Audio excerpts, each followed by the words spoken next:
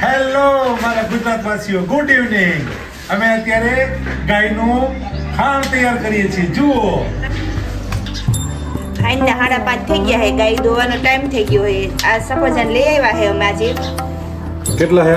10 kilo આખું box લઈ આવ્યા હે. પછી આને ધોવાના હે, મસ્ત કાપીને આવી રીતે દેવાના હે. અને સાથે સાથે હે ને આ કોથમરી પણ દઈ દેવાની હે થોડી. જાજી લઈ આવ્યા હતા પણ બપોરે હે ને અમને ગાયો અમને દેખાને એટલે હે ને આખો ભારો જ લઈ લીધો. અને પછી દઈ દીધી થોડી. અને આના બટેકા થોડા કાપી દેવાના હે. જે બટેકા લઈ આવ્યા હે એના કારણે થોડુંક એને સુગર એમાં મળી ગઈ. બટેકાને કારણે આપણે ઓમ નો ખવડાવી શકતા, આપણે એમાં સુગર મળી ગઈ. આને ધોવાના હે, ધોઈને પછી કાપીને દેવાના. હા, પછી ખોર ને એ બધું મિક્સ કરી અને અમે આવું ખાણ બનાવીને એને દઈએ છીએ. Daily routine. ગાયને અમે સફરજન લઈ આવ્યા છીએ ખવડાવવા માટે. કેમ કે ગાયને સફરજન ખવડાવીએ ને તો એનામાં શક્તિ પણ સારી રહે, એને હે ને નબળાઈ ન આવે. અને એના આપણે દૂધ જ ખેંચા રાખી ખાવા માટે. આપણે એને કંઈ આપણે સારું વિચારવાનું નહીં. એને આવું ખવડાવી તો થોડુંક એની હિંમત રહે.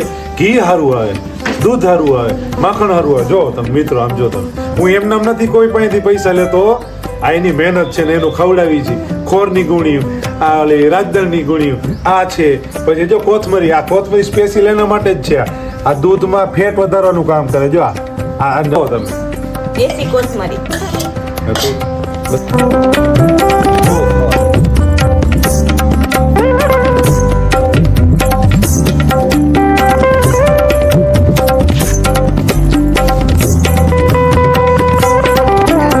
આંગણામાં કેવા નાના ફૂલકા કેવા ખાય છે. જો તમે જો છો ને, જોઈ લો મિત્રો.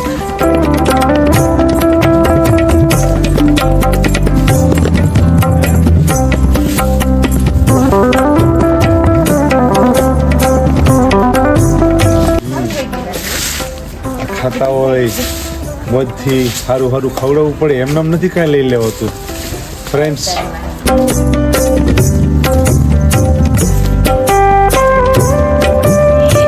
ગાયોની સેવા સહેલી નથી. મારા પત્ની છે, એનું ઘણો બધો સાથ મળે છે. અને હું તો બસ ખાલી કોમેડી વિડીયો એવા બનાવું છું કે મને તકલીફ પડે છે અને હું આ કામ નહીં કરું. પણ આના કામની આખી મજા જ આખી અલગ છે મિત્રો. એટલે મારા એ કોમેડી વિડીયોમાં હું ક્યારે પણ એવું બોલતો હોય તો એનો મતલબ એવો નથી. મને ખૂબ જ આનંદ આવે. આ જે ઢોરા છે ને, અબોલ જીવ, એની મજા જ આખી અલગ. એની હારે રહેવાની મજા આખી અલગ છે. તમારું ઘરનું વાતાવરણ આખું ફરી જાય, તમારું નેચર આખું ફરી જાય. તમારે અમે કોઈ દી કલેશ ન થાય ઘરમાં. શાંતિનું વાતાવરણ રહે તમારા ઘરમાં. મને તો બહુ જ ગમે. સાચું કે નહીં? તમે કયો. બહુ સારું છે ને. આપણે ક્યાંક બહાર ગયા હોય ને તો આપણો અવાજ સાંભળે ને તો એને ઊભા થઈ જાય. ગમે એમ બેઠા હોય ને તો એને ખબર પડી જાય કે અમારા ઘરના લોકો આવ્યા એમ. એટલી મજા આવે. અબુલજી છે ને તો એને ખબર પડે કે અમારા ઘરના, એટલે ઊભા થઈ જાય. સાચી વાત. છતાંય મારે તો જો આ ગાડી છે, મારે ક્યારેક ફેરો આવી જાય તો હું બહાર વયો જાઉં.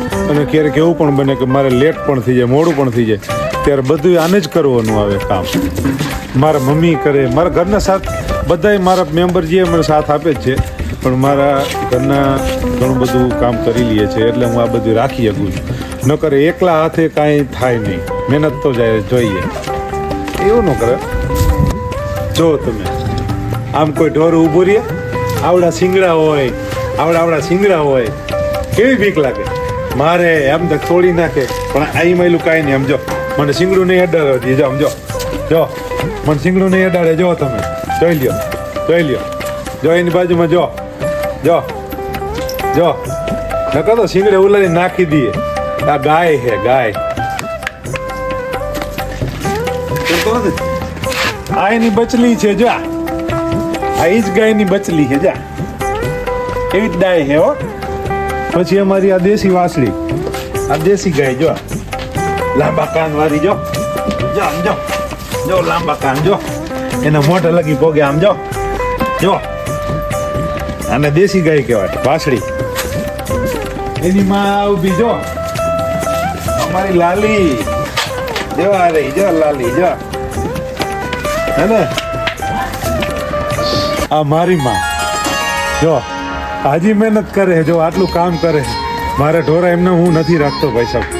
આ બધા મારા મમ્મી છે, મારા પત્ની છે, મારા છોકરા છે, બધા મહેનત કરે છે એટલે આ બધું રહે છે. હવે આ મારા મમ્મી આટલી મહેનત કરે છે એટલે મને કાંઈ ઉપાધિ નથી. હું કરું જ છું બધું, પણ એની જાજો સપોર્ટ હોય મને. આ ગાયોને અંદર લેવાનો ટાઈમ થઈ ગયો છે, કારણ કે જો હવે સાફ સફાઈ ફળિયાની ચાલુ થઈ ગઈ છે. જો હવે આને હું અહીંયા અંદર બાંધી દઉં એટલે અહીંયા સાફ કરવામાં પણ મજા આવે.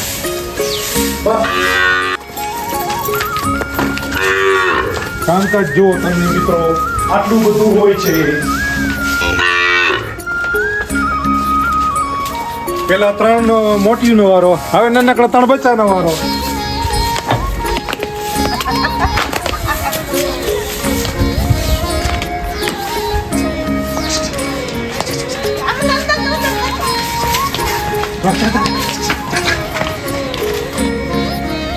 આ વાછડો અમારો એડે છોડવા આવીને એટલો ધલવલાટ હોય ને હાકડો ઊભો જ ન રહે. એને જટ અંદર જ જાવું જોજો. જો જો જો જો જો